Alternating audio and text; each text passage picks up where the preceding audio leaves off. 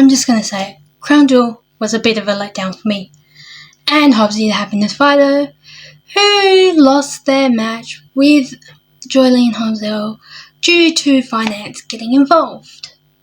So with that, let's get on with the review for WWE Crown Jewel, shall we?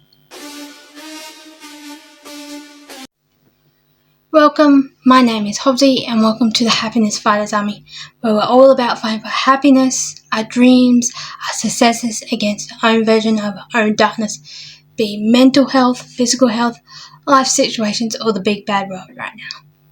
Now, Crown Jewel wasn't bad. I will say it wasn't bad. It was just a bit of a letdown in a couple of areas, and I want to go through the whole matches where I see storylines going from Crown Jewel onwards, and yeah, so with that, let's get on with it, shall we? Now, we started off Crown Jewel with a match that I didn't think we'd start off with, and that is the Yeet Ones, which is Roman Reigns, Jimmy and Jey Uso versus the new bloodline of Solo Sikoa, Jacob Fatu, and we finally found out it was going to be Tama Tonga out of the Tonga brothers in this match. And we start off with the entrances. Roman and Jimmy came out together without Jey. Then Jey came out through the audience of Saudi Arabia. Makes sense. And it was said that Jimmy and Jey hadn't tagged in a match since Money in the Bank 2023, a year and a half ago. So that just blew my mind. It's been that long since these two have been the Usos. Where did that time go, basically? Then we started off the match. You know how in a tag team match, people decide which one's going to be the first person. Roman and Jey were standing there. They wanted to be the first person, but Roman's like, okay, you do you sort of thing, and let Jey start off the match against Tama Tonga.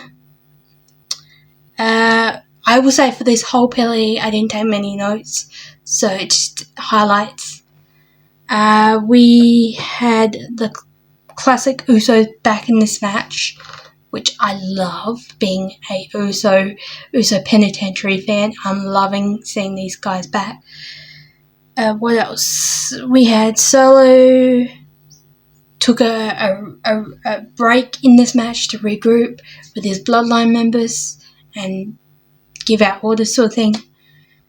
Roman at one point extended his hand to Jey, ready to tag, but then Jey tagged Jimmy instead, giving the upper hand to the bloodline to get ahead in this match, which you thought, okay, this is the end of them working together.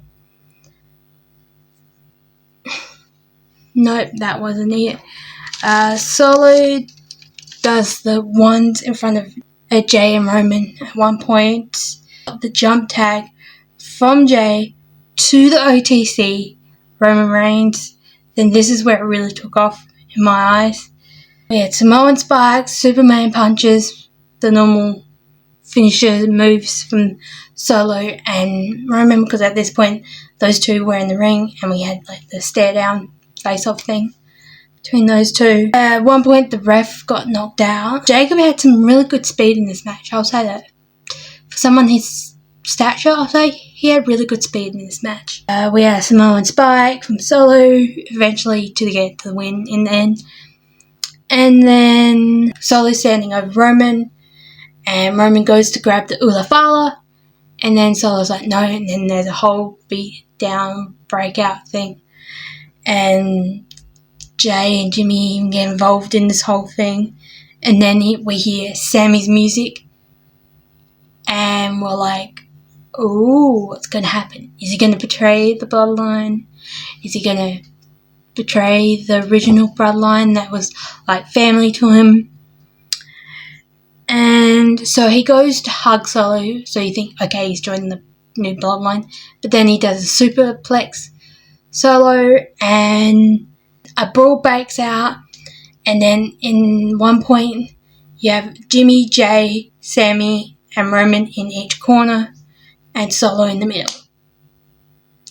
And then Roman goes to do like a Superman punch, and Sami goes to do a Halloumi kick, and sort of they collide by accident because Solo ducks out the way. Basically, Jimmy's like to Sami, "You did this to OTC, you can't be trusted," and then Sami just walks out like that.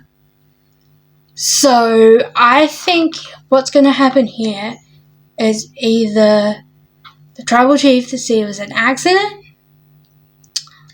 or the more possible line is that Sami will say, "I'm with Solo, I'm with the New Bloodline, you guys never want me, if you wanted me as your enemy, fine," sort of thing. So that's where I think that's going, and then he'll join the Bloodline side for the Civil War match that's possibly going to happen at Survivor Series. Then we move on to the Fatal 4-Way Women's Tag Team match between the Medigirls of Lash Legend and Jakara Jackson, Damage Control of Io Sky and Kairi Sane, Chelsea Green and Piper Niven, and the Women's Tag Team Champions Bianca Belair and Jade Cargill. Now, I'm going to say this match was better than the other women's match, and I'll explain why when I get to that. But this was the best women's match of the night, and yeah, these women just killed it. Yes, there was a couple slips here and there, but it was brilliant, this match. I'm going to even say probably my favourite match of the night. That's how disappointing in Crown Jewel I was. Oh no, wait, it's not my favourite match. Second favourite. I'll say I love the Medigirls outfits. Very meta vibe for them. I love it. And I was like, why are the women all wearing like one pieces? And then I remember the Saudi Arabia rule that women have to be covered head to toe. So, but I am going to say it. The best outfit award for Saudi Arabia has to go to Jade and Bianca. I want Jade Cargill's like one piece with Bianca's jacket. I just want this. It was just brilliant. And if Bianca Belair made this, I bow down. You did a great job. And yeah, that's why they win best outfit of the night in the women's and even in the men's one. They take out the men's one for this PLE. We had Chelsea being thrown around like a rag doll at one point. Lash and Jade had their face-off moment in this, which I'm going to say it. I can see Jade Cargill versus Lash Legend for some sort of title in the future. Maybe at a WrestleMania or SummerSlam. This is like a dream match, I'm going to say. At one point, Piper Niven squashed the both of them. At one point, Jakara was jump thrown off of Lash's shoulders onto all the women outside. I'm going to say it. These two, Lash Legend and Jakara Jackson, I reckon they're main show ready. Maybe next year, but I reckon they are main show ready. And I cannot wait to see what they do in the future. I'm going to give them props. They brought it in this match. We had Piper squash Chelsea by accident at one point because I think it was Jade. Might have been Jade or Bianca. Or someone was there, and then Chelsea got squashed by accident because they moved. Can't remember which one. My brain's sort of fogged at the moment. But in the end, the tag team women's champions retained their titles at Crown Jewel. And I reckon if they aren't in a War Games match, put PFC up against them. They're the next contenders, I reckon. If they're not continuing a rivalry between any of the four women in this match. I love this match. You had women flying everywhere, carnage. It was just the right amount to be shown at Crown Jewel in the Saudi Arabia area where women aren't supposed to be seen much. Now we move on to my favourite match of the night, and that is Seth freaking Rollins versus Big Bronson Reed. This had the right amount of carnage to match a flow for me. And I love this match. Also, as an Aussie, I love this match because I'm an Aussie, got to represent Aussie talent, cheer for him. And I am so glad Bronson Reed got to do his first PLE in another country as well. So I would love to see Big Bronson Reed on the PLE card when and if they come to Australia next. I'm going to say it. You could even have maybe round 3 of this if we've got up to there between these two. Because I feel like the way this match ended, I don't think this is over yet. But we're getting too far ahead. Let's get into the match.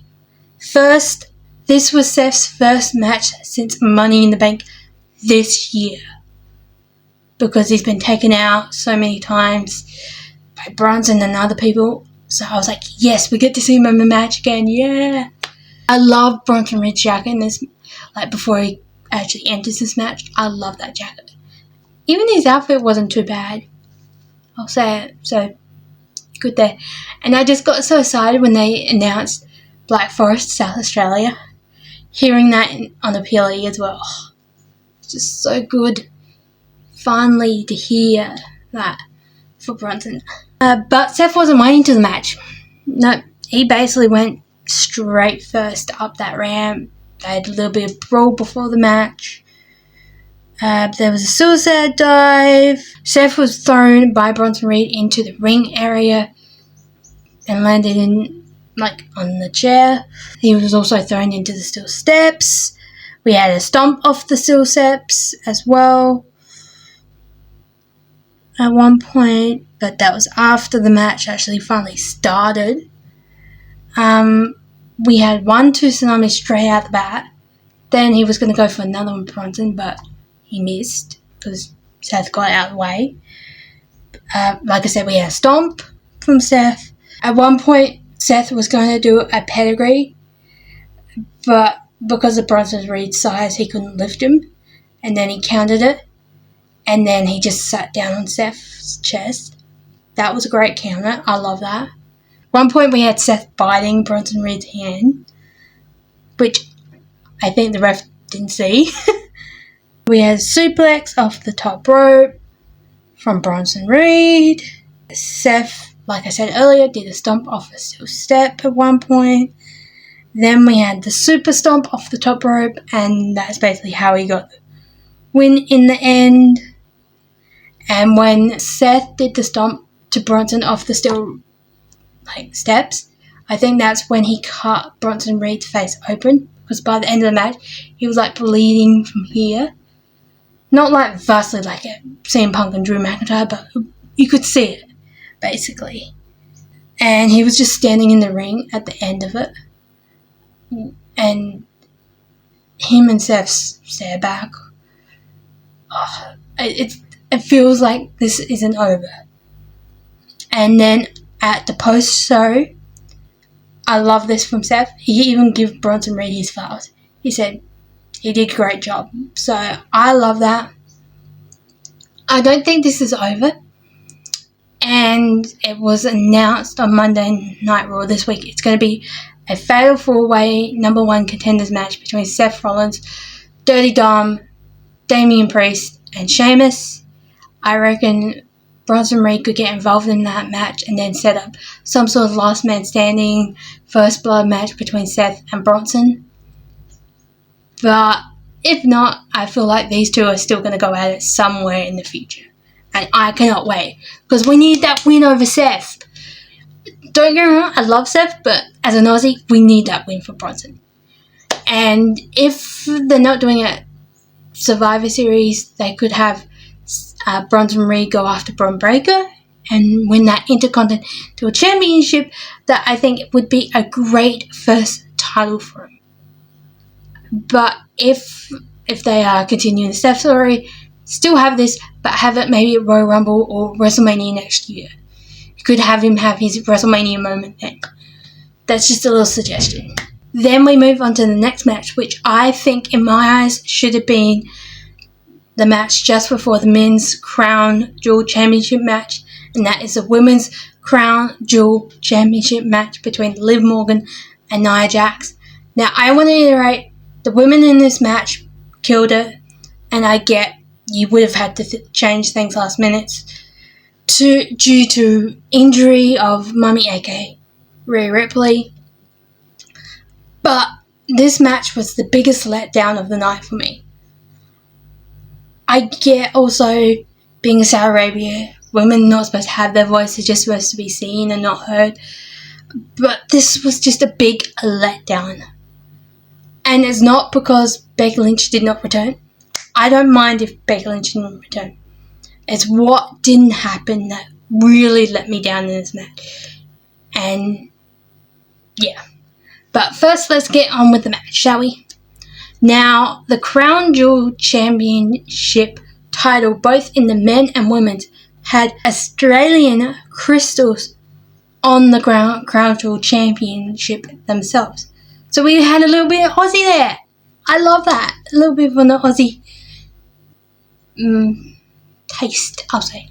And before this match got started, they were showing what happened to Mummy, Rhea Ripley, on NXT. If you have not heard, she got attacked by Raquel and Liv, and now has a right fractured orbital socket and will be out indefinitely, which I'm going to say she's going to be out for the rest of the year, and she'll make her comeback at the Royal Rumble like John Cena and others have.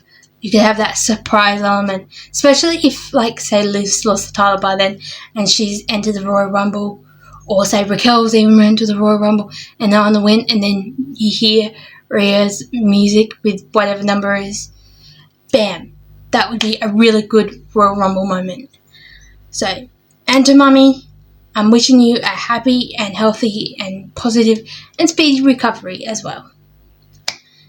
Now, we had Nia enter, and then Liv enter. We had no Dom, no Raquel, and no Tiffany Stratton at the beginning of this match, which is fair. I like that. More fair, one-on-one.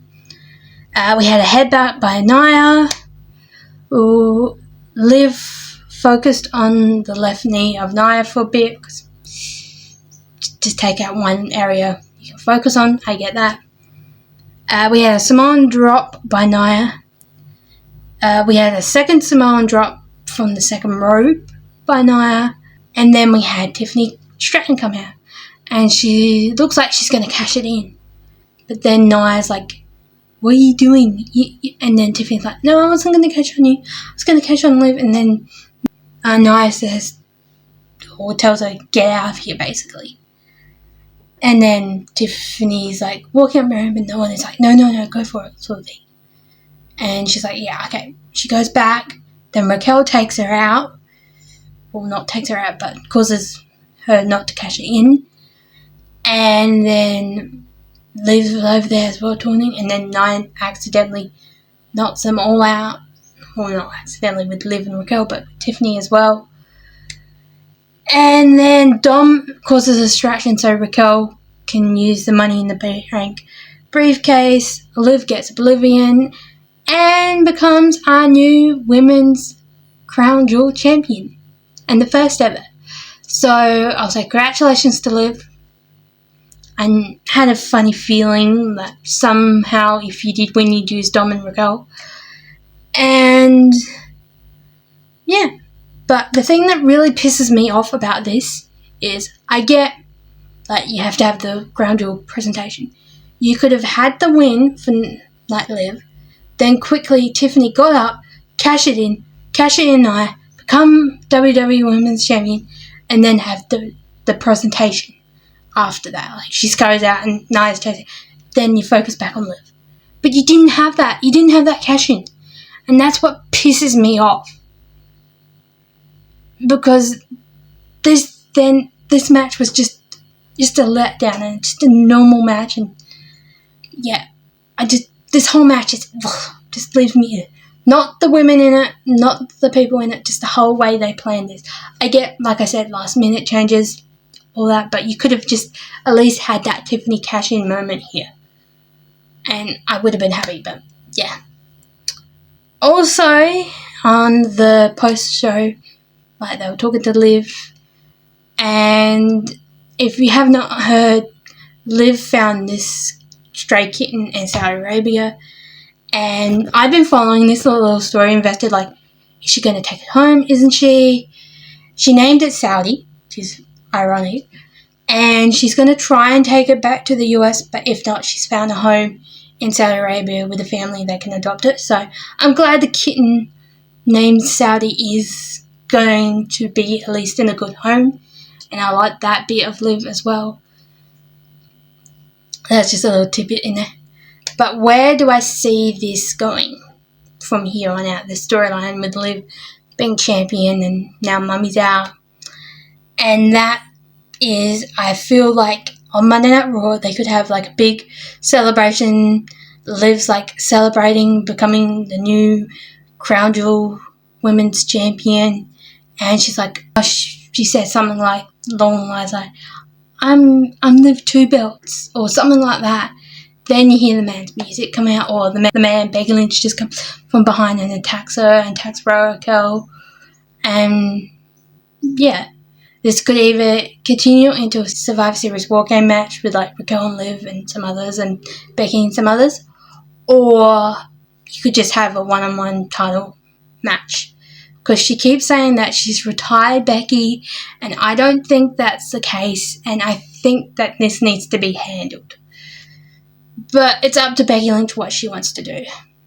That's just what I see this playing out now. So yeah, so this match, not my favourite match of the night. I would say, even though, like I said earlier, the other women's match was better than this match. Then we move on to the Randy Orton versus Kevin Owens match. That did not even happen. And I had a funny feeling this was going to not happen because of the feud between these two. Kevin comes out first wearing a Cowboy Bob Orton t-shirt, which is Randy's dad's t-shirt.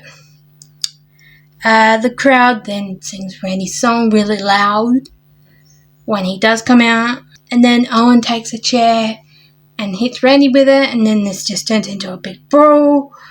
Owen stuns a referee at one point. Randy RKOs Adam Pearce at one point, goes out into the crowd, and then Kevin goes on to the audience friendly and does an elbow onto Randy, and then Randy's like moved off. We don't see him moved off, but later in the post-show with Kevin, he says that he's got some broken ribs and Randy's wooed off during the night.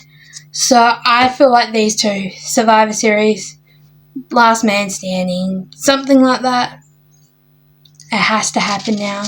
If Randy's okay. If not, then he can go after Cody's title. Then we go into the Triple Threat US Championship match between LA Knight, Andrea, and Carmella Hayes. Now, this match should have been where the Women's Crown Jewel Championship match was, and the Women's Crown Jewel Championship match should have been where this was, in my eyes. But overall, it wasn't a bad match. It just wasn't a great match. I love Andrea's outfit. That was good.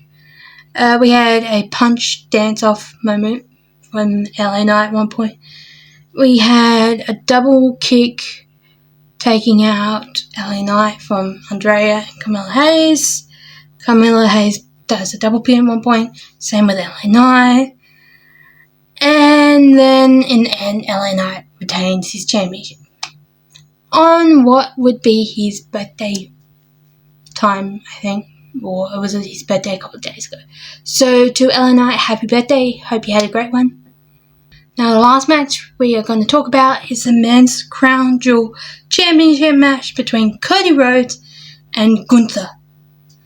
Now, I will say this match did go a little bit long for me. I'm not one of these people that really likes long matches unless the superstars are performing pretty well. And they were, it's just, for me, it was going a bit long at this point. But this match meant a lot to Cody because if he won this championship, it would be the first championship ever a Rose has won on foil soil or in another country, basically. So he would do something that even his dad hadn't done. The crowd went nuts in this match. At one point, they're doing the Sami Zayn chant to throw off Gunther. At one point in the match, we had a great vertical suplex hold by Cody at one point because it looked like in this match he had back problems, which gets with all wrestlers, like, as they get older, or most of them. They had the Dusty chants as well. Cody kept his arm up when he was in the sleeper hold that Gunther had on him. Like, you know, in those moments where the superstar looks down and out and then the ref goes to lift it and he's like, no. He did one of those. We had a reverse sleeper on Cody, like he was in another sleeper hold. We had a whole lot of sleeper holds. And Cody Cutters and Crossroad. Yeah. And in this match, and at one point, Cody looked like he was going to be in another sleeper hold, and he reversed it into a pin and won that way. So Cody Rhodes is the first men's crown jewel champion, and I'll say congratulations, Cody. I knew you could do it. Even though I predicted Gunther would win, I knew you could do it. We had no Kevin coming out in this, which, fair enough, was the end of the night. And we had a respectable handshake between Gunther and Cody at the end of this match, which I love because they basically respect each other after this match. And then we had the presentation of the title to Cody, and then Cody and Liv in the ring at the end, and that's how it ended, basically, Crown Jewel. We had no surprise predictions. We had no surprise announcements, and that was a little bit of a letdown as well. You could have had at least one person return, but I feel like they might be saving it for this next couple of weeks coming up to Survivor Series, which is the next WWE PLE. So, with that and the Women's Crown Jewel Championship match, I am generously going to give Crown Jewel a 8 out of 10 smiley faces. That's being generous. I was thinking of giving it 7, but there were some things that I did like in this Crown Jewel PLE. But yeah, this whole PLE was basically a letdown in happiness-wise. And yeah. So that's my review for Crown Jewel. Can't wait to review Survivor Series, War Games, because that is like one of my favourite PLEs. And speaking about War Games and Survivor Series, Hobbsy the Happiness Fighter will be at Survivor Series this year, not in person but in story-wise.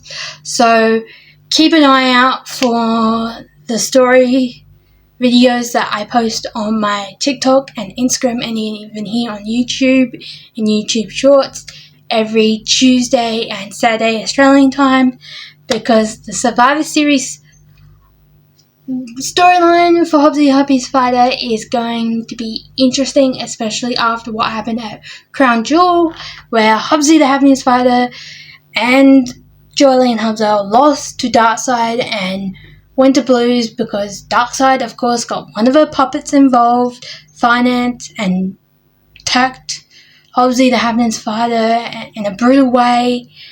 And let's just say this will be an act of war. And I'm just going to leave it there. So to everyone that is watching this, I hope you are having a great, nice, joyful day. If not, I am sending you nice, warm, joyful hugs your way.